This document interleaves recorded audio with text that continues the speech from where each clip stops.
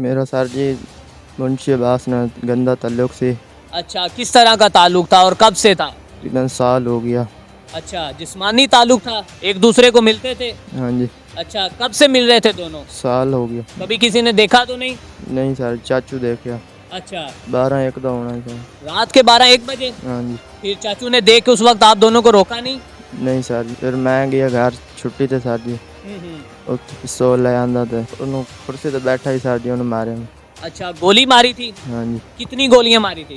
एक मारी। यहाँ तक कि मकतूल के जनाजे में कातिल खुद शामिल हुआ? जी जी, खुद शामिल हुआ। इसने बताया था कि मेरे चूंकि जो उधर कंट्रोल शेड का सुपरवाइज़र था अब्बास, उसके साथ मेरे नाजायज़ मरासम थे, गैर फितरी ताल्लुक था, और जो मकतूल था वो इसका सगा चचा था, और उसने उसको किसी ऐसे ताल्लुक की बिना पे एक रात देख लिया था, और उसको मना भी किया, और उसे ना मना करने पे उसे ये भी कहा कि मैं तुम्हारे घर वालों को बताऊंगा, तुम बाज आओ। ये बजाय उस बदकारी से बाज आने के इसने उसको कत्ल करने की प्लानिंग शुरू कर दी। नाज़रीन, इस वक्त मैं मौजूद हूँ थाना बंगला गुगेरा जिला उकाड़ा में, जहाँ पर एक सगा भतीजा अपने ही चचा को बड़ी बेदर्दी के साथ मौत के घाट उतार देता है। मौत के घाट क्यों उतारता है और चचा जो कि अपने ही भतीजे को बदफेली करवाते हुए किस तरह देखता है, और फिर सबसे बड़ी बात यह है कि चचा को मारने के बाद कातिल खुद ही अपने चचा के जनाजे में शामिल हो जाता है। अंधे कत्ल को किस तरह ट्रेस किया, क्या क्या मामलात हुए? मेरा सर जी मुंशी अब्बास ने गंदा ताल्लुक से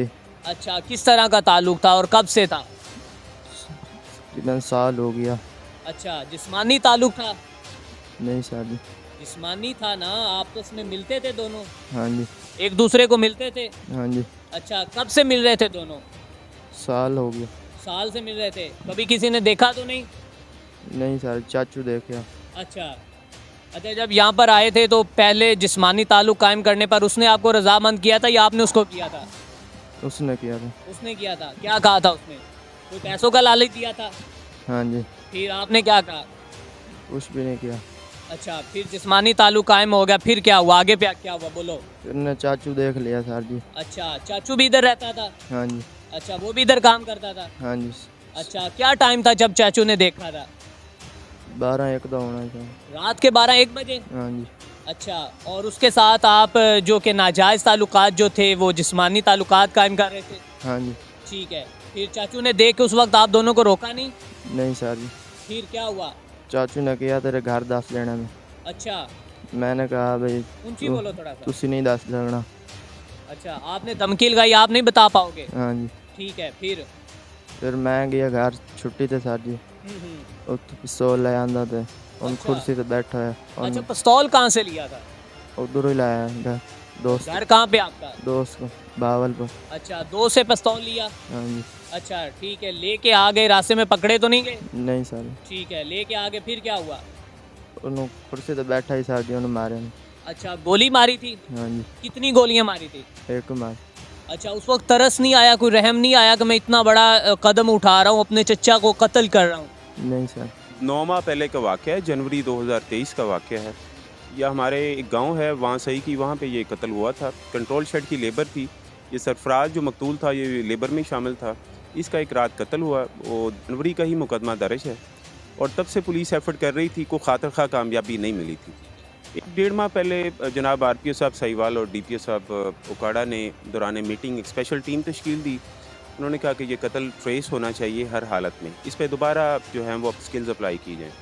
पुलिस ने दोबारा से इस पर वर्किंग शुरू की और IT की मदद से तमाम जो मुश्तबगान थे उनको शामिल तफ्तीश किया। पूरी लेबर जो थी कंट्रोल शेड की उसको शामिल किया गया। ये जो मुल्ज़म था ये छोड़ के जा चुका हुआ था। ये जनवरी का वाक़या है, ये फरवरी में ही वहाँ चला गया हुआ था वापस।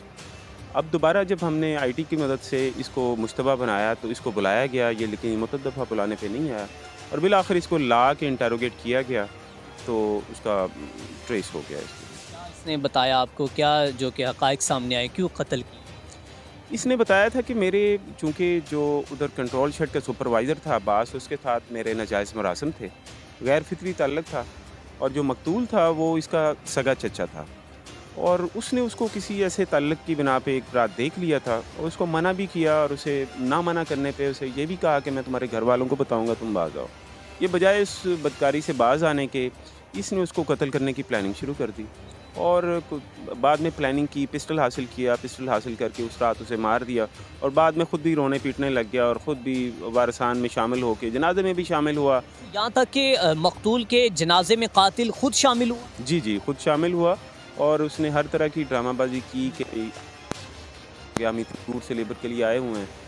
और जब ये अनट्रेस रहा फिर ये वापस भी चला गया। अब जब पुलिस ने दोबारा वर्किंग की है, सब कुछ आमले तफ्तीश किया तो ये अवॉइड कर रहा था आने से, लेकिन चूँकि हमारे पास इसके ख़िलाफ़ कुछ सबूत 2-3 मौजूद थे, हमने इसे बुलाया, इसे आना पड़ा और दौरान इन्वेस्टिगेशन इसने बताया, एक वजह नात बताई कि मुझे गैर फितरी ताल्लुक़ में मेरे चचा ने देख लिया था और वो मुझे कह रहा था कि मैं तुम्हारे घर वालों को बताऊंगा। मैं उसको बाज रखने के लिए मैंने उसको बजरिया पिस्टल फायर आर्म उसे उस रात दौरान ड्यूटी कत्ल कर दिया। उसको कत्ल करके पूरी ड्रामेबाजी करने लग गया। उसकी शहादतों को भी ज़ाहिर इसने छुपाया, लेकिन अल्हम्दुलिल्लाह ये एक बड़ा अहम केस था, अंधा कत्ल था, एक मज़दूर का कत्ल था और पुलिस इस मामले में सुरखरू रही है। हमारे अफसरान की, RPO साहब सहीवाल की और DPO साहब ओकाड़ा की, इसमें हमें बहुत ज़्यादा गाइडलाइन शामिल रही है और अल्हम्दुलिल्लाह हम इसमें कामयाब हुए हैं। नाज़रीन, हमारे साथ बंगला गुगेरा के SHO हाफिज़ अतर साहब मौजूद थे। आपने इनकी गुफ्तगू सुनी कि पुलिस ने किस तरह दिन रात एक करके तमाम जो सलाहियतें हैं उनको बुरुए कार लाते हुए एक ब्लाइंड केस को एक बड़े ही ऐसन तरीके से जो कि सॉल्व किया और आज जो मुलजिम है वो जो कि जेल की अंधेरी कोठरी में है और पुलिस ने और अहले खाना को जो कि इंसाफ दिलवाने के लिए अपना दिन रात एक कर दिया। इसी के साथ अपने मेज़बान मियां असलान को दीजिए इजाज़त। देखते रहें SPN न्यूज़।